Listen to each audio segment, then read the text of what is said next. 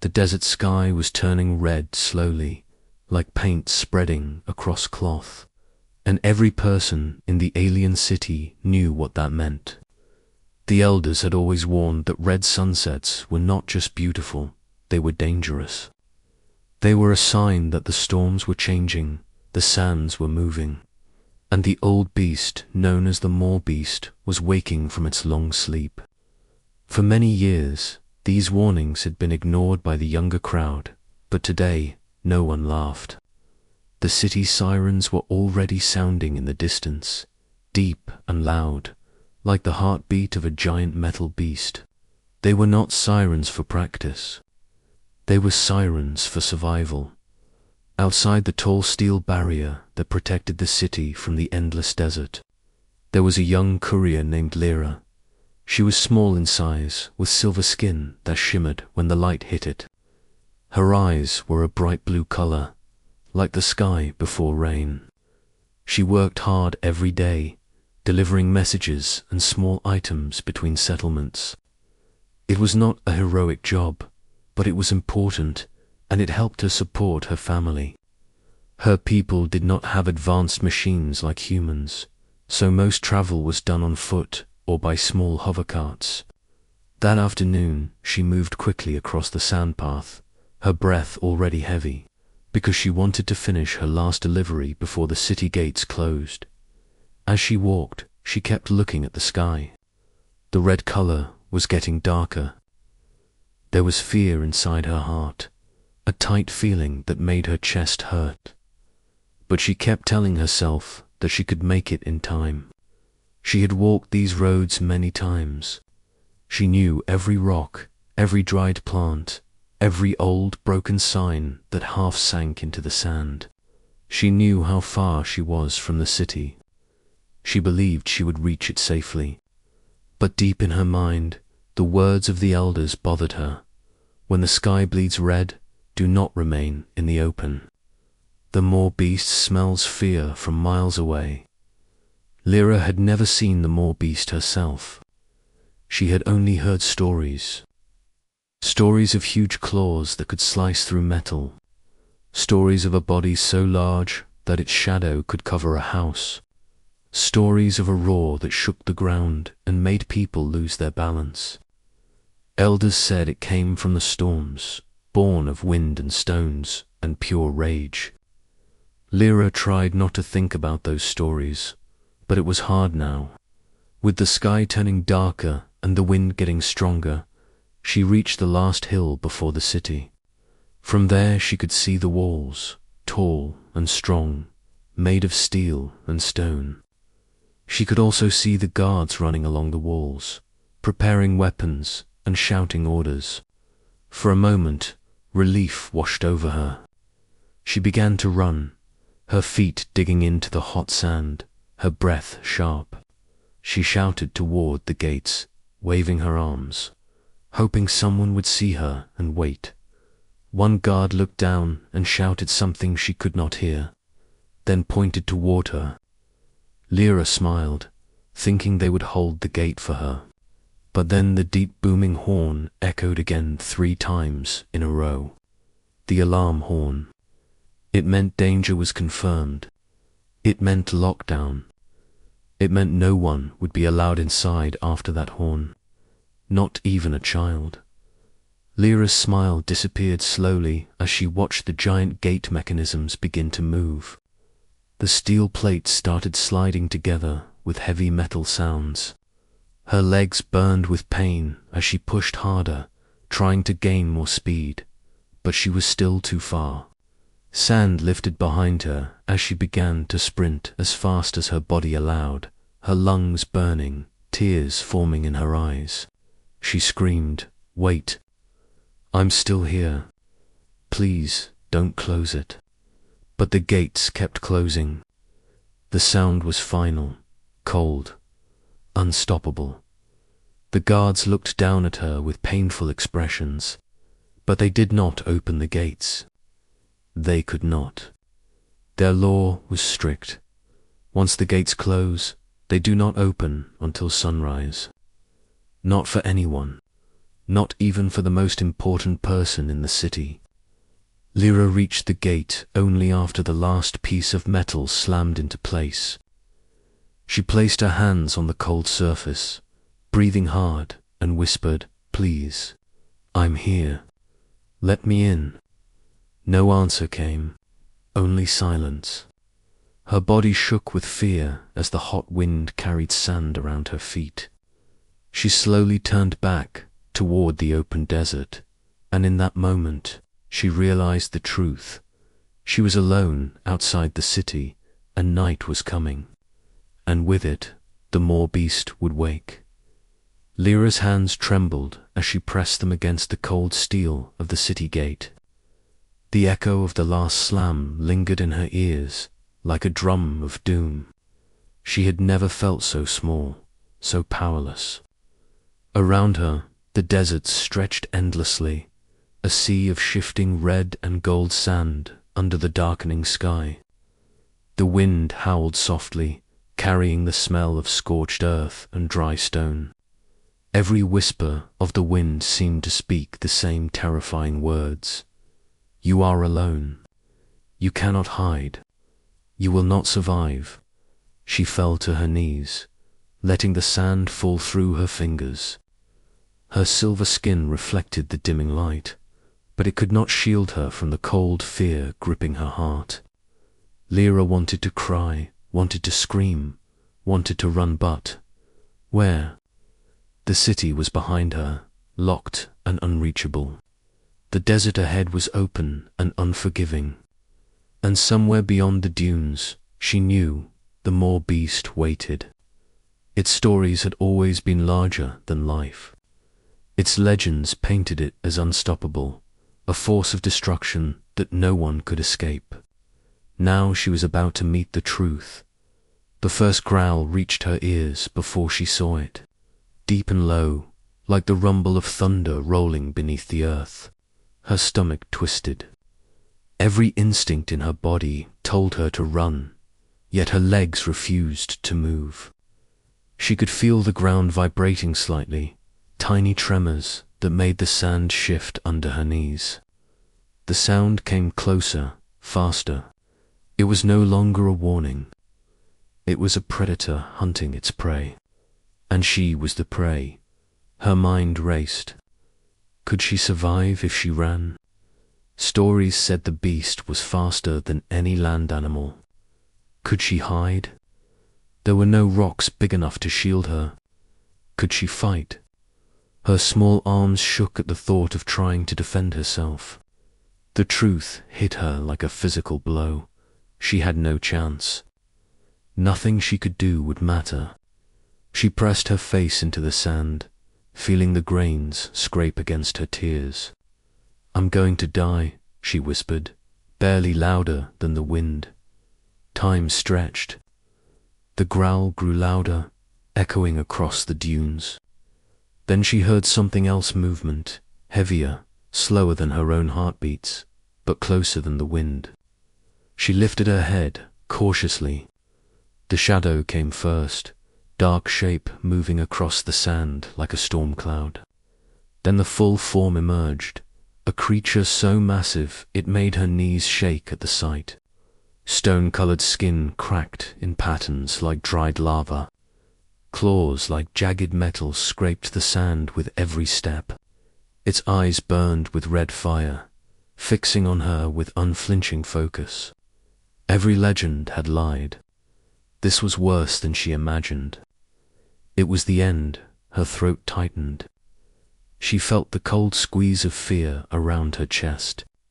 Every muscle in her body wanted to flee, but her legs would not obey.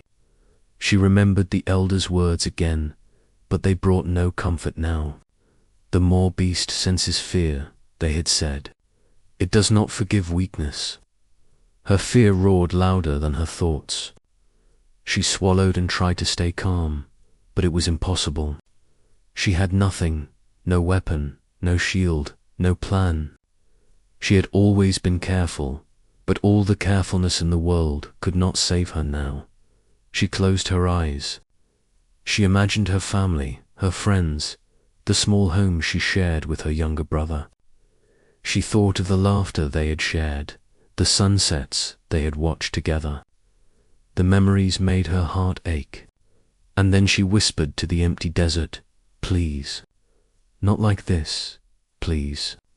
The words felt foolish, like throwing sparks at a fire too large to touch. Yet she spoke them anyway. Hope was a tiny, stubborn thing, clinging to her chest even when reason told her it was gone. The ground shook harder.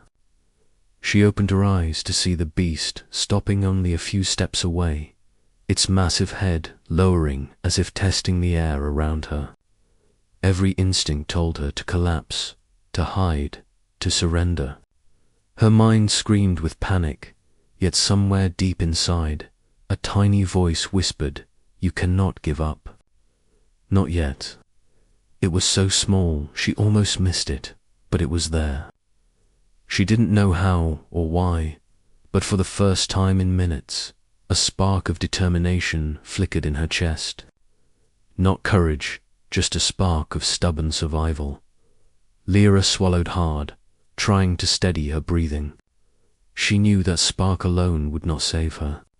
Not yet, but she would cling to it. She had nowhere else to go, no help coming, no safety anywhere but her own feet and the little strength she could muster. And she braced herself, her hands digging into the hot, shifting sand. As the moor beast tilted its massive head, sniffed the air, unprepared to strike. This was the moment she had been dreading all her life, and yet, deep in her chest, she did not close herself completely to the impossible, because sometimes, she thought, the impossible had a way of appearing when least expected. The desert grew darker as night crept across the sky, swallowing the last traces of red and gold. Lyra's eyes darted across the dunes, searching desperately for a place to hide, but there was none. The sand rolled endlessly, smooth and empty, and the city gates behind her were solid steel. She was trapped between two worlds, the safety she could not reach and the danger that had already found her. Every step she considered taking seemed to lead only deeper into death. Then she heard the sound of the earth itself being torn apart. Pebbles and sand lifted and scattered, rolling across the dunes like frightened animals. The air vibrated with a deep, unnatural hum, a sound that resonated through her chest and rattled her bones. She knew it was close, much closer than she had thought. The moor beast was no longer a story whispered by elders. It was real, and it was moving toward her with terrible purpose. Her breath caught in her throat. She fell to her knees, feeling the sand dig into her skin. The tales she had been told as a child, stories of claws like metal knives, teeth that could crush bone, eyes that burned with rage, all rushed into her mind at once. They had said the beast was huge. They had said it was fast. They had said it was clever. She had never understood what clever meant in this context. Now she did. It circled the dunes like a predator playing with its prey. Every movement was deliberate, each step shaking the ground as if the desert itself obeyed it. Lyra tried to steady her breathing. Her body wanted to run, but her legs refused. She pressed her palms into the sand, digging her fingers deep as if the earth itself could hold her in place. Fear made her heart hammer like a drum. Her mind screamed at her to escape, to do something, anything, but nothing worked. She was frozen by the enormity of the creature. The stories had not done it justice, not even close. Then she saw it fully. The moor beast emerged from the shadow of a dune, its massive form outlined against the night sky. It was taller than any building she had ever seen, with limbs thick as tree trunks and a head shaped like a jagged mountain. Its skin was cracked and dark, looking like cooled lava. but she could see the muscles moving beneath the surface with terrifying power. Its claws scraped the sand as it stepped forward, leaving deep grooves in the earth with each motion. And its eyes, red, glowing, intelligent. They looked at her not just as prey, but as a challenge. Her stomach twisted. She could hear her own heartbeat over the growls that rolled from the beast's throat. She knew, without a doubt, that this creature could kill her in seconds. Every instinct screamed at her. Run, hide, scream, fight. But there was nowhere to go, and nothing to fight with. She pressed her face into her hands, wishing she could disappear. She whispered the only words she could think of. Please, not like this. The moor beast lowered its head, nostrils flaring. Lyra could see the steam rising from its breath, thick and hot, smelling of sulfur and burned stone. It sniffed the air, its jaws opening slightly to reveal rows of jagged teeth. Each tooth was large enough to crush a person in a single bite. The creature's gaze never left her. Her mind flashed to every story she had ever heard of humans surviving impossible beasts, but she was not human. She had no special training, no weapons, no armor, just fear and the desert that offered nothing. Her knees sank deeper into the sand. Her fingers gripped handfuls, as if holding on could change fate. The wind whipped around her, carrying fine sand into her eyes and mouth. She could taste grit and fear, and it burned. Her chest ached from breathing too quickly, and tears stung her cheeks. Every second felt stretched into eternity as the creature advanced, each step making the ground vibrate like thunder. Then came the sound she had hoped not to hear, a low, menacing growl that seemed to speak directly to her soul. The moor beast was not rushing. It did not need to. Its calm was worse than any charge. It was confident, certain, and it was coming for her. Lyra closed her eyes and braced herself. Her body shook, but deep down a tiny voice whispered that she had to stay alive. She didn't know how or why. She didn't know if anyone would come. She only knew that she had to hold on. Somehow the moor beast stopped only a few meters away, its massive head tilting as it studied her. The desert fell silent except for the hiss of wind and the low rumble of its breathing. And in that terrifying pause, Lyra realized the truth. Tonight, she would face the impossible. Lyra's heart pounded so hard she thought it might burst. The moor beast crouched before her, its hot breath rolling over her face like a furnace. Every instinct told her this was the end. She could feel the sand trembling under its weight. She closed her eyes, waiting, wishing for darkness to swallow her whole. And then she heard a sound that made her freeze for an entirely different reason. Sound of movement, not from the beast. Footsteps, but fast, purposeful, human. She opened her eyes and saw a figure running across the dunes, kicking up clouds of sand with every step. At first, she thought it might be another courier, foolish enough to run into danger, but no. This person moved differently, confidently, almost as if he knew the beast was coming and wanted to meet it head-on. He wore battered armor, scratched and scorched, and carried a long, strange weapon that hummed with energy. Lyra's breath caught. It was human air, real human, one of the off-worlders, the people in her city often whispered about. They said humans were reckless, dangerous, fearless, and sometimes mad. She never believed it until now. The humans sprinted straight toward the moor beast without hesitation. Lyra's eyes widened. He shouted, a loud and sharp sound that cut through the wind. Stay back. But the voice wasn't filled with fear, it carried a strange calm, a certainty that made her chest ache with disbelief. How could anyone be that calm in front of something that could crush them with a single strike? The beast turned its massive head, noticing the new challenger. Its eyes flared brighter, and a growl rumbled deep from its throat. It was testing him, assessing him like it had assessed her. And yet, the human did not falter. He raised his weapon, a long spear, glowing with blue electricity, and planted his feet firmly in the sand. His stance was small against the giant, but unshakable.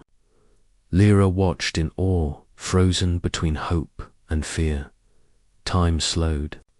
The beast lunged, massive claws scraping the sand where the human had stood moments ago. But the human slid under the first strike, rolling across the ground like he had practiced this 1,000 times. Sparks flew where claws met the weapon. Lyra gasped, her hands gripping the sand as adrenaline surged through her veins. He was fast, faster than she thought possible. The Moor beast swung again, roaring louder, but the human was always just ahead, just out of reach. Lyra wanted to run to him, to help, but she knew she could not. Her legs would only slow him, and he did not need slowing. She could do nothing but watch in awe as he danced around the creature, striking at its limbs and joints with incredible precision. Sparks and small pieces of stone flew into the air. It was like watching a story told in Legends, an impossible fight, where the smaller, weaker being did not flee but fought, and somehow, against everything, held his ground. The beast slammed the ground, throwing a wave of sand toward her. Lyra stumbled backward, coughing and covering her face, but she did not move away from the spectacle. She had never seen anyone so fearless, so determined. It was almost inhuman. The human jumped onto the beast's foreleg, plunging the spear into a joint. Electricity surged, and a deep, pained roar echoed across the desert. The beast staggered, its massive head thrashing, but the human held on, gripping the spear as if his life depended on it, because it did. Lyra's fear began to mix with something else, awe. She had always known humans were strong, but not like this. Not like this. They were often reckless, often wild, but this human, he was something else. He did not hesitate, did not panic, and did not run. Every movement was deliberate, every strike measured. He had no fear in his eyes, yet even as she admired him, her chest tightened. The beast was still alive, and it was angry. The ground shook with every step. She could feel the power in those limbs, the crushing weight of its jaws. And she knew, deep in her soul, that even he might not survive the next attack. She closed her eyes for a moment, wishing desperately that someone, anyone, would come to save her. And then she reminded herself, maybe, somehow, he already had. The human landed on the sand, holding the spear steady, ready for the next move. He looked at Lyra without fear, only determination. "Stay back," he shouted again, and for the first time she realized he truly meant it. He was not just fighting the beast, he was protecting her. Against all odds, against all reason, he was standing between her and death. For a moment, Lyra felt a tiny spark of hope, not just because she might survive, but because she realized something bigger. Maybe humans were not just reckless outsiders. Maybe, sometimes, they were the impossible. The desert shook with the Moor beast's rage. Each step it took left deep grooves in the sand, and every roar rattled Lyra's bones. She stumbled backward, clutching handfuls of sand, her heart hammering like a drum. She wanted to scream, but no sound came. She could only watch as the human faced the impossible. He did not retreat. He did not hesitate. He ran straight at the beast, spear in hand. His body small but unyielding against the enormous creature. The beast swung its massive claw at him. Sand exploded around him, and the sound of metal against stone rang in the air. The human rolled, sliding beneath the strike, and leaped to his feet with effortless precision. Sparks flew from his weapon where it struck the beast's thick, stone-like skin. Lyra's breath caught in her throat. Every movement he made seemed to defy reason, defy physics, even defy fear itself. He was human, yes, but more than that. He was something extraordinary. The Moor beast lunged again, jaws opening wide enough to swallow a cart. The human darted to the side, dodging with impossible speed, and drove the spear into a joint near the creature's massive shoulder. A roar of pain erupted, echoing across the dunes. Lyra gasped. The beast staggered, swaying like a mountain, trying to balance on a single rock, yet it was far from defeated. Its red eyes glowed brighter, and it slammed the ground with all four limbs, sending a wave of sand crashing toward her. Lyra scrambled backward, sand stinging her face, but she could not tear her eyes away. The human didn't stop. He climbed the creature's foreleg, sliding his feet across the cracked surface like it was a staircase. Sparks flew where the spears scraped against stone. He struck again, hard this time, electricity surging through the beast's body. The Moor beast reared up, tossing him through the air like a wreck. Lyra cried out, her hands covering her mouth.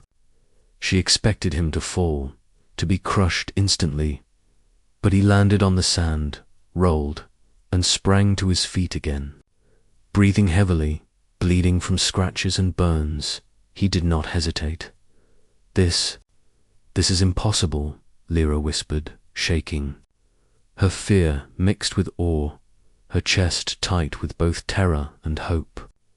She had heard stories of humans surviving impossible odds, but she had never imagined seeing it in real life.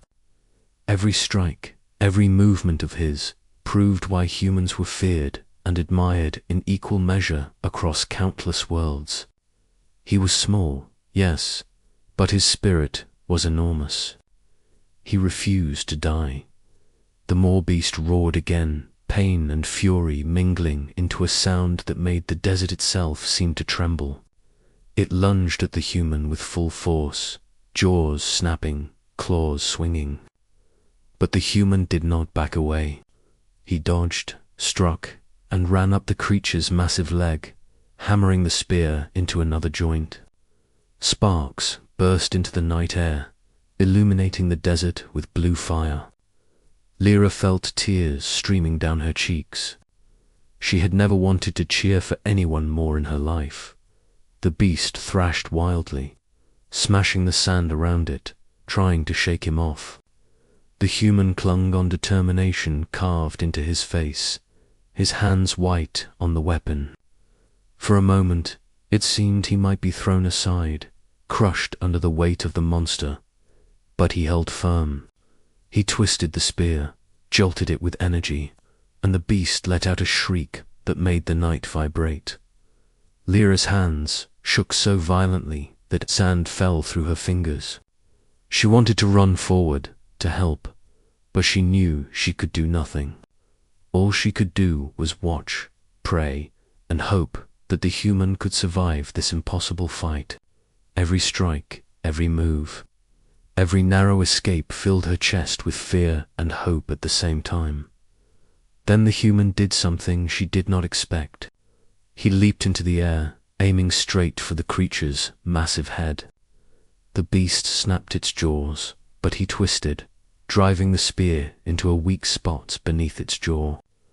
Electricity surged like lightning, sending the Moor beast into convulsions. The ground shook violently. Sand flew in all directions. The human hit the ground, rolling, panting, bleeding, but alive. And the beast staggered, dazed, confused, in a way that no one had ever seen before. Lyra fell to her knees, exhausted from fear, but a small spark of hope burned in her chest. The human was still standing. The impossible was happening.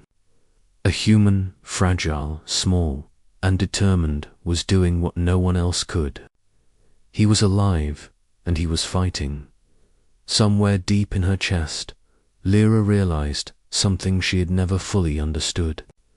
Humans were not just reckless outsiders, not just strange travelers from other worlds. Sometimes they were miracles in motion, and tonight she would see one of the greatest miracles of all. The desert night was alive with chaos. The Moor beast roared, its huge body shaking the ground with every step. Sand flew like storms around Lyra, stinging her skin and filling her eyes. She pressed herself against a dune, trembling. Her heart raced so fast she thought it might explode. She could barely breathe, barely watch, and yet she could not look away. The human was still fighting. Small, exhausted, bleeding, but still standing. Against the impossible, he refused to die. The beast lunged again, jaws snapping dangerously close to his head. The human rolled to the side, sand spraying like sparks, and he hit the ground hard. Pain shot through his body, but he pushed himself up, ignoring the wounds, ignoring the blood, ignoring the exhaustion. Lyra's hands were frozen over her mouth. She could see the muscles in his arms and legs trembling, yet he kept moving, striking at the beast, sliding along its limbs, avoiding its claws. Every action seemed impossible. Every breath he took seemed borrowed from sheer willpower. The Moor beast shook its massive head, roaring in frustration. It was confused. It had never encountered a prey that fought back like this. Most beings ran, screamed, and surrendered. But this human, he was different. Lyra's chest ached as she realized it. Humans were not afraid of monsters the way her people were. They did not see impossibility as the end. They saw it as a challenge.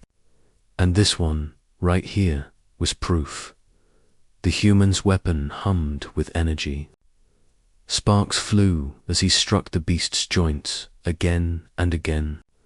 The creature staggered, its massive legs wobbling. Lyra could see cracks forming in its stone-like skin where the electricity met its body. For a moment, hope flickered in her chest like a candle in the wind. Maybe he could do it. Maybe he could survive. Maybe he could save her. The beast reared up, thrashing violently. Sand and rocks flew everywhere. Lyra pressed herself into the dune, covering her eyes, praying she wouldn't be caught in the storm. She could hear the human grunting with effort, each movement seeming harder than the last, each strike more desperate. And yet, he did not stop. He would not stop. Somehow, even as his body shook and blood ran from cuts and burns, he refused to yield. Then it happened.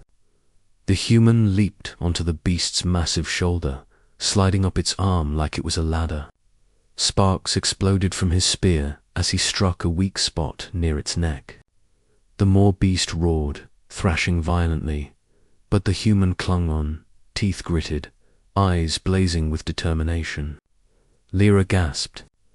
She had never seen courage like this. She had never understood what humans could do when they refused to die. And now she did. The creature swung, trying to throw him off. But the human twisted mid-air, planting the spear deep into the beast's throat. Electricity surged like lightning across the massive body.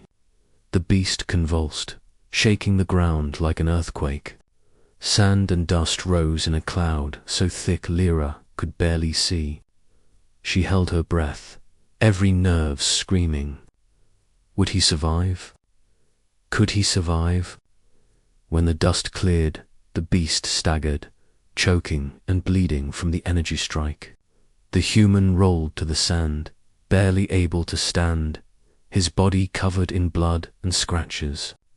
He coughed, shaking, but he looked at the beast with the same calm determination he had shown from the start. Lyra's chest ached with relief and awe. The impossible had happened. The human had not died. He had faced the unimaginable and survived. She realized something in that moment that went beyond fear or hope. Humans were extraordinary, not because of size, not because of strength, not because of weapons. They were extraordinary because they refused to give up, even when the odds were impossible, even when death seemed certain, even when the world itself seemed against them. They refused, and sometimes that refusal was enough to change everything. Lyra's knees sank into the sand. Tears ran down her face, but they were not tears of despair. They were tears of awe. She had witnessed something she would never forget. A human had faced death, stared into the jaws of a monster, and refused to die. And in doing so, he had given her a gift she could never repay. Hope. The Moor beast staggered, broken and confused, unable to attack effectively. The human pushed himself up slowly, every movement heavy with exhaustion, every breath painful. But he was alive, and somehow Lyra knew that tonight the impossible had been rewritten, even in the darkest desert night. Even when fear had threatened to crush her completely, she could see it now. The spark of life, of courage, of impossible human determination, burning brighter than any danger, stronger than any monster. And somehow that spark was enough. The desert fell into an uneasy silence. The wind stirred the sand, whispering across the dunes, but the Moor beast no longer roared. Its massive body lay trembling, blood mixing with sand, struggling to rise, and finally collapsing in exhaustion and pain. Lyra stared in disbelief. She could hardly comprehend what she had just witnessed. The creature that had seemed unstoppable, the monster that had terrorized generations, was now defeated. And the human, the small, exhausted, bleeding human, was the reason it still lived to see another day. The human staggered forward, leaning on the spear, every movement heavy with pain. His armor was scratched and scorched, his body marked by burns and cuts. Yet his eyes held that same calm determination that had carried him through the impossible. Lyra ran toward him, sand clinging to her trembling legs, her voice barely above a whisper. You did it. You killed it." He looked at her, a weak smile crossing his bruised face. "Done," he said, breathing hard. "Survived." His words were simple, but in them was a strength that resonated in Lyra's chest like the echo of a drum. She realized that this human had not just fought for himself, he had fought for her, for the city, for something bigger than either of them alone. The first rays of dawn began to touch the horizon, spilling light over the desert. The city gates had opened, and soldiers rushed out, expecting to find nothing but death and destruction. But what they saw stopped them in their tracks. A monster lay defeated in the sand, and before it a human stood, battered but alive. Lyra could hear the whispers begin, soft at first, growing louder as more.